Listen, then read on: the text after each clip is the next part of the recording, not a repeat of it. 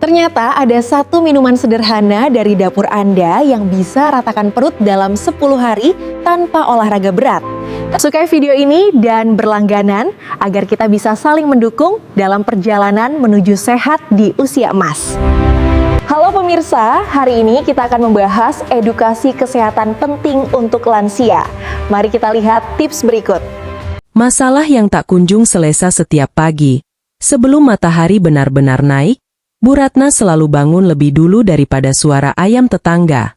Usianya 64 tahun, tinggal di pinggir kota Yogyakarta, dan belakangan tubuhnya terasa berbeda. Saat ia berdiri dari kasur, tangan kirinya langsung refleks menahan perut. Rasanya berat, bukan hanya secara fisik, tapi juga di hati. Ia bertanya dalam hati, kok tiap hari makin gak enak ya? Padahal dulu, ia termasuk orang yang rajin jalan pagi ke pasar. Sekarang, baru berdiri saja napasnya sudah berasa sempit. Ketika melangkah ke kamar mandi, langkahnya pelan seperti sedang menapaki tanah licin. Perutnya menonjol, membuat baju rumahan favoritnya terasa lebih ketat daripada biasanya. Ia berdiri di depan cermin, memperhatikan pantulan dirinya. Garis-garis usia di wajahnya tak mengganggu.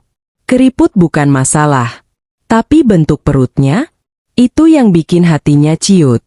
Dulu aku kuat angkat galon, sekarang menaikkan paha saja susah, gumamnya lirih, sambil mengelus bagian perut yang semakin tampak menggembung.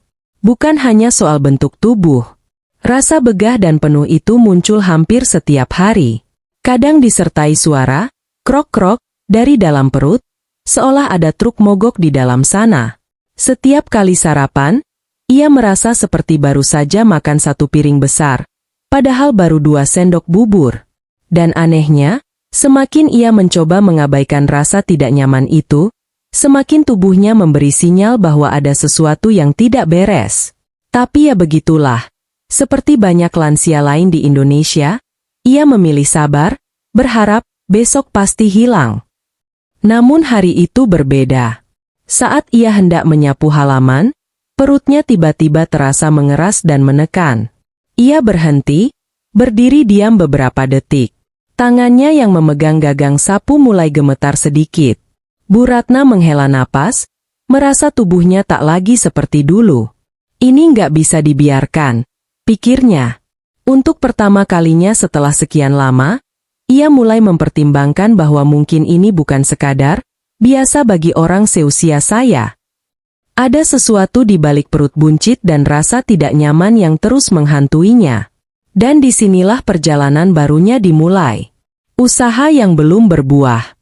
Beberapa bulan terakhir, rumah Bu Ratna jadi seperti mini apotek berjalan. Di atas meja ruang tamu, berjejer botol-botol suplemen warna-warni. Ada yang katanya untuk melancarkan pencernaan, ada yang mengklaim membakar lemak dengan cepat, sampai ada yang menawarkan pembersihan usus total. Setiap kali anaknya pulang atau cucunya datang, mereka selalu bertanya hal yang sama. Mbah beli apa lagi itu? Bu Ratna hanya tersenyum malu. Semua itu dibelinya karena ia ingin perutnya kembali nyaman seperti dulu. Tapi kenyataan pahitnya, semua produk itu hanya tinggal pajangan. Yang paling menyedihkan, beberapa produk dibeli secara online dengan harga yang, ya ampun, bisa buat belanja seminggu penuh di pasar Beringharjo. Iklannya terlihat meyakinkan. Video animasi keren, testimoni heboh, tulisan, hasil nyata dalam 7 hari. Bu Ratna, seperti banyak orang seusianya, mudah percaya karena hanya ingin merasa lebih baik. Ia menatap satu kotak suplemen mahal itu, mengingat bagaimana ia menunggu paket datang sambil berharap itu jadi penyelamat. Tapi setelah habis 1 botol, tidak ada perubahan. Satu-satunya yang berkurang, saldo tabungannya. Ia juga mencoba berbagai ramuan tradisional. Temulawak, kunyit, jahe, bahkan resep-resep yang dikirim teman arisannya di grup WhatsApp. Ada yang suruh minum air rebusan daun jambu, ada yang pakai campuran lemon madu, ada yang sampai menyuruhnya detox dengan minuman super asam. Saking banyaknya yang ia coba, Dapur kecilnya seperti laboratorium alami para ibu Indonesia. Tapi meski niatnya besar, hasilnya tetap nihil. Perut buncitnya tetap seperti tamu tak diundang yang betah tinggal. Kadang ia duduk sendirian di teras, memandangi deretan botol yang sudah kosong. Apa aku yang salah? Atau ini memang sudah tak bisa diperbaiki? Gumamnya. Meski orang lain melihatnya sebagai nenek yang kuat dan ceria, di balik itu ada rasa putus asa yang tidak ia tunjukkan pada siapapun. Ia hanya ingin hidup nyaman tanpa perut mengganjal setiap hari. Tapi semakin banyak usaha yang ia lakukan, semakin ia merasa seperti berjalan di tempat. Dan perlahan, muncul rasa takut bahwa mungkin tidak ada lagi cara untuk kembali seperti dulu. Pertanyaan yang menghantui. Sore itu, Bu Ratna berdiri lama di depan cermin besar di kamarnya. Bukan untuk merapikan rambut atau mengganti baju, tapi untuk menatap sesuatu yang akhir-akhir ini menghantui pikirannya setiap hari, perutnya yang semakin menonjol. Ia mengangkat sedikit bajunya, memperhatikan bentuk tubuhnya dari samping. Dulu, meski sudah nenek-nenek, ia masih gesit dan ringan. Tapi sekarang, rasanya tubuh sendiri seperti bukan miliknya. Kenapa bisa begini? Pertanyaan itu terus terulang, pelan tapi menusuk. Dan semakin ia mencari jawaban, semakin besar rasa gelisah di dadanya. Setiap kali ia mencoba duduk untuk beristirahat, rasa penuh di perut itu membuatnya harus mengubah posisi berkali-kali. Mau duduk tegak, sesak. Mau miring, nggak nyaman. Mau rebahan, perut seperti ditarik. Ia mulai bertanya-tanya, apakah ini hanya tanda-tanda usia, seperti yang sering orang bilang? Atau ada sesuatu yang lebih serius? Namun, seperti banyak lansia Indonesia, ia cenderung menunda pergi ke dokter. Nanti juga hilang, tapi nyatanya rasa itu makin sering muncul. Keraguan itu tumbuh menjadi ketakutan kecil yang terus menemani pikirannya. Beberapa kali ia membuka ponsel dan mencari-cari artikel tentang perut buncit pada lansia. Namun bukannya lega, justru jadi tambah panik. Banyak artikel berjudul menyeramkan, banyak istilah medis yang membingungkan, banyak klaim aneh yang membuatnya semakin bingung. Ia menatap layar ponselnya lama, kemudian menutupnya dengan napas berat. Ini beneran kenapa sih? Masa cuma karena umur? Pikirnya. Dalam hati kecilnya, ia tahu, tubuhnya sedang memberi sinyal. Tapi ia tidak tahu harus mulai dari mana untuk mencari jawabannya. Malam itu ia duduk sendirian di teras rumah. Angin malam berembus pelan, membawa suara anak-anak tetangga yang masih bermain petak umpet. Sementara itu, Bu Ratna memeluk perutnya, bukan karena kedinginan, tapi karena rasa tak nyaman yang seolah tidak mau pergi. Apa aku masih bisa sembuh? Atau ini memang sudah nasib? Gumamnya dalam hati. Pertanyaan-pertanyaan itu membuatnya terjaga lebih lama dari biasanya. Dan tanpa ia sadari, keputusan besar mulai tumbuh dalam pikirannya. Mungkin sudah waktunya mencari jawaban yang sebenarnya. Konsultasi yang mengubah segalanya. Pagi berikutnya, setelah berminggu-minggu galau, Bu Ratna akhirnya mengambil keputusan yang selama ini ia tunda. Ia mengambil tas kecilnya, mengganti baju, dan memanggil ojek online untuk pergi ke puskesmas terdekat. Perjalanan yang biasanya terasa biasa saja, hari itu terasa seperti langkah besar menuju sesuatu yang tidak pasti. Sepanjang jalan, ia memegangi perut yang kadang terasa tertarik. Semoga bukan apa-apa, semoga cuma pencernaan, ucapnya dalam hati. Meski ia berusaha tenang, jari-jarinya saling meremas, menandakan kegugupan yang sulit ia sembunyikan. Sesampainya di puskesmas, ruang tunggu sudah dipenuhi berbagai pasien. Ibu hamil, anak-anak yang batuk, bapak-bapak pensiunan, dan beberapa lansia lain. Bu Ratna duduk perlahan, sambil memegang nomor antrean.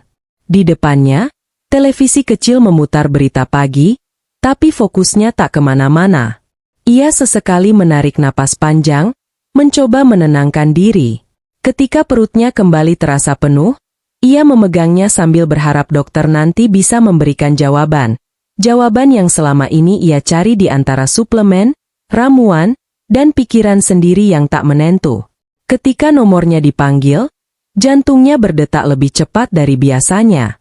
Ia masuk ke ruangan dokter yang sederhana, dengan meja kayu dan poster-poster kesehatan menempel di dinding. Dokter muda itu tersenyum ramah, mempersilakan Bu Ratna duduk. Saat Bu Ratna mulai menceritakan keluhannya, nada suaranya pelan dan sedikit bergetar. Dokter mendengarkan tanpa memotong, sesekali mengangguk, lalu mulai menanyakan beberapa hal. Pola makan, aktivitas harian, kebiasaan minum, bahkan tidur. Mendadak, Bu Ratna merasa ini pertama kalinya keluhannya benar-benar didengar. Setelah melakukan pemeriksaan sederhana, dokter itu bersandar sebentar sambil menatap hasil catatan. Bu, saya rasa ini bukan sekadar perut buncit biasa, katanya lembut.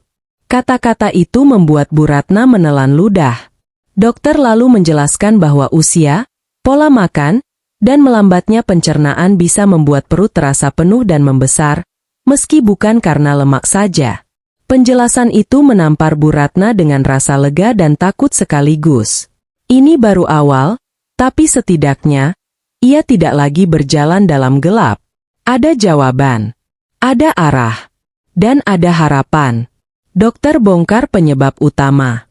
Dokter itu mengambil sebuah diagram sederhana dari laci meja, gambar usus, perut, dan sistem pencernaan yang berwarna-warni.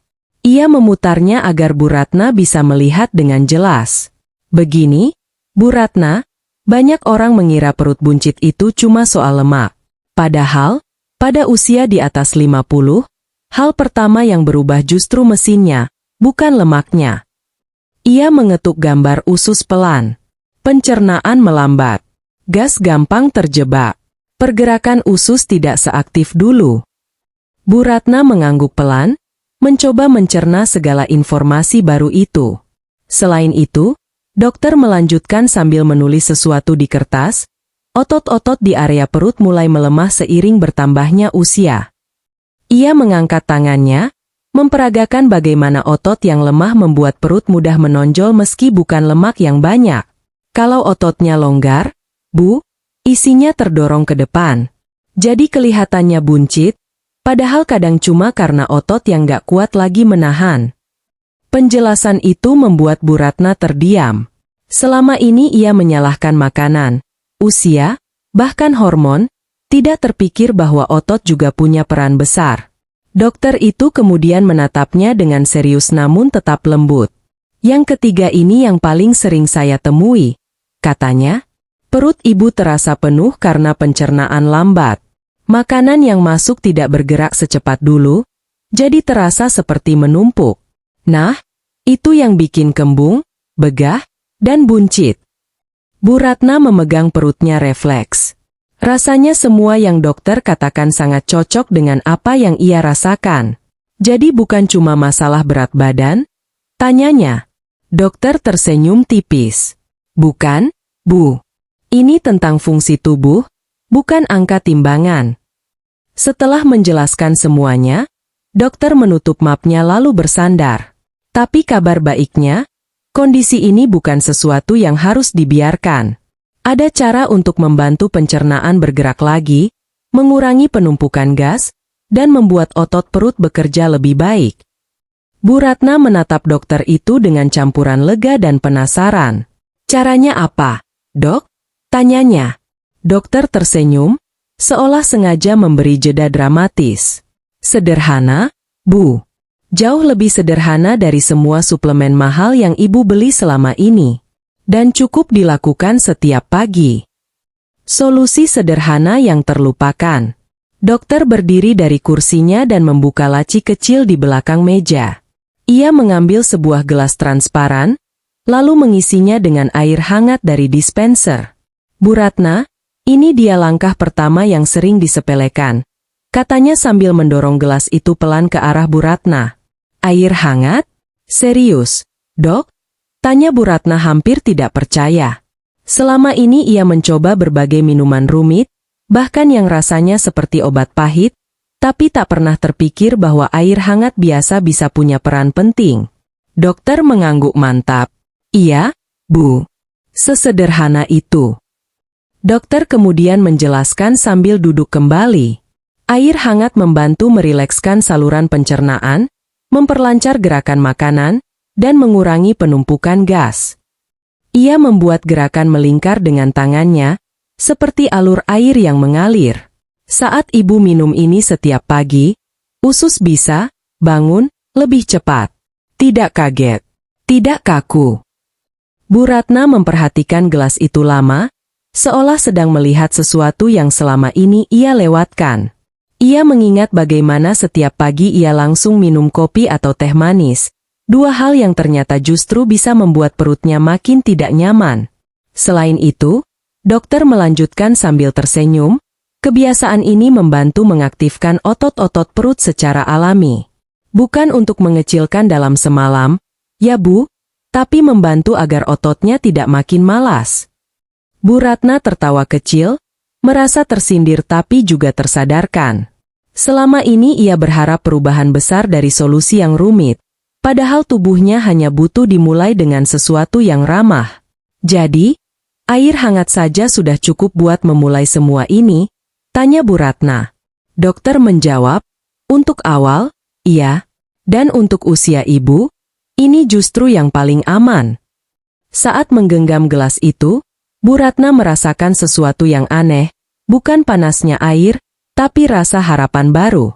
Selama ini ia merasa harus melakukan hal besar untuk memperbaiki kondisinya. Suplemen mahal, minuman keras, diet ketat, tapi ternyata, tubuhnya hanya meminta sesuatu yang lembut, sederhana, dan masuk akal. Ia mengangguk pelan. Baik, Dok. Saya coba mulai besok. Dokter tersenyum puas. Bukan besok, Bu. Mulai hari ini. Dan untuk pertama kalinya dalam beberapa bulan, Bu Ratna merasa langkah kecil itu tidak sia-sia. Perubahan yang mulai terlihat. Pagi pertama setelah konsultasi itu terasa berbeda. Bukan karena cuacanya, bukan karena suasananya, tapi karena Bu Ratna bangun dengan niat baru. Ia mengambil gelas, mengisi dengan air hangat, lalu duduk di kursi rotan dekat jendela yang biasa ia gunakan untuk menikmati pagi. Ia menatap gelas itu sebentar, lalu meneguknya perlahan. Sensasi hangatnya mengalir dari tenggorokan ke perut, memberi rasa nyaman yang sudah lama ia rindukan. Oh, ternyata enak juga ya, gumamnya. Tidak ada rasa pahit, tidak ada bau aneh. Hanya kehangatan yang menenangkan. Hari demi hari berlalu. Dan pelan tapi pasti, Bu Ratna mulai merasakan perubahan kecil namun berarti. Perutnya tidak lagi terasa seketat dulu saat bangun tidur. Rasa penuh yang biasanya muncul setiap pagi kini berkurang drastis. Bahkan ketika ia berjalan ke warung dekat rumah, langkahnya terasa lebih ringan. Ia tidak lagi harus berhenti di tengah jalan untuk meredakan sensasi begah. Loh, kok bisa ya cuma gara-gara air hangat? Pikirnya sambil terkekeh pelan. Rasanya ia seperti menemukan rahasia yang sejak lama menunggu untuk ditemukan. Yang membuatnya paling kaget. Celana rumah yang biasanya terasa sempit ketika dipakai, kini mulai terasa lebih longgar di bagian pinggang. Tidak drastis. Memang, tidak seperti yang dijanjikan iklan-iklan suplemen yang heboh. Tapi perubahan pelan ini terasa nyata. Ia bahkan mulai bisa duduk lebih lama tanpa merasa seperti ada batu besar di perutnya. Cucunya yang datang berkunjung sempat bertanya polos, "Mbah kok sekarang sering senyum?" Bu Ratna tidak menjawab panjang. Ia hanya mengusap kepala cucunya sambil tersenyum bangga. Pada akhir minggu kedua, perubahan itu semakin terasa. Energinya meningkat, tubuhnya terasa lebih ringan, dan perutnya, meski belum rata, tapi jelas jauh lebih nyaman. Tidak ada lagi perasaan seperti ditahan dari dalam. Saat duduk di teras sambil memandangi langit sore, Bu Ratna merasa tubuhnya akhirnya mulai bekerja sama. Ia tahu ini baru permulaan, tapi ia juga tahu satu hal. Solusi yang sederhana ternyata bisa membawa perubahan nyata. Ia meneguk gelas air hangatnya lagi dan berkata pelan, "Ternyata aku masih bisa berubah." Sore itu, Bu Ratna duduk di teras rumahnya sambil memandangi secangkir air hangat yang sudah menjadi rutinitas barunya.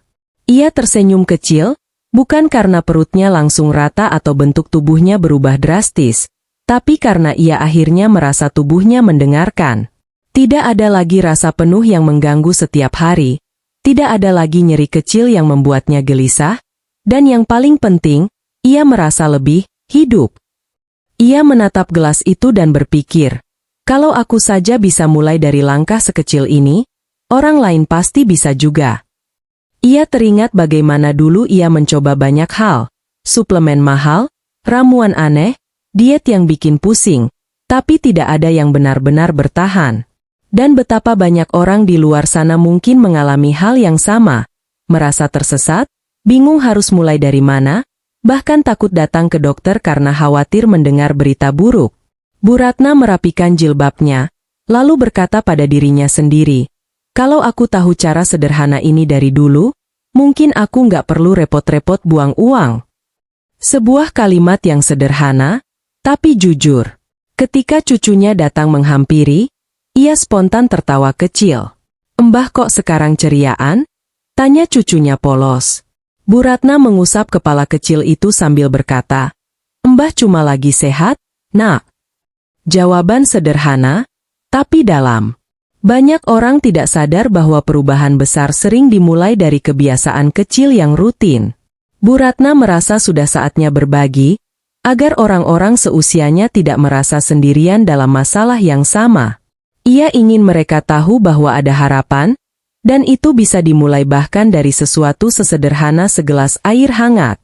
Dan disinilah momen ketika ia menatap kamera, dalam versi video yang akan kamu buat nanti.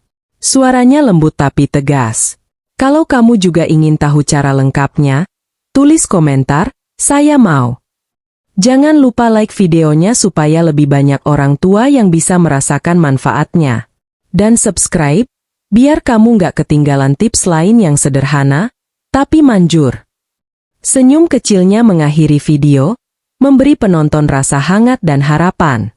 Karena pada akhirnya, perubahan itu mungkin dimulai dari tombol kecil, seperti tombol like.